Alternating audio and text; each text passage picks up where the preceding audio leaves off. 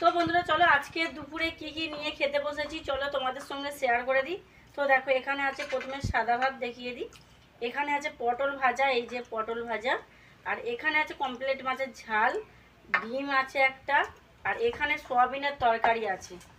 তো মাছের ঝালটা পাতেই নিয়ে নিয়েছি, চলো খাওয়া স্টার্ট করা যাক। তোমরা প্রথম থেকে শেষ পর্যন্ত ভিডিওটা দেখো, আজকের ভিডিওটা তোমাদের ভীষণ ভালো লাগবে।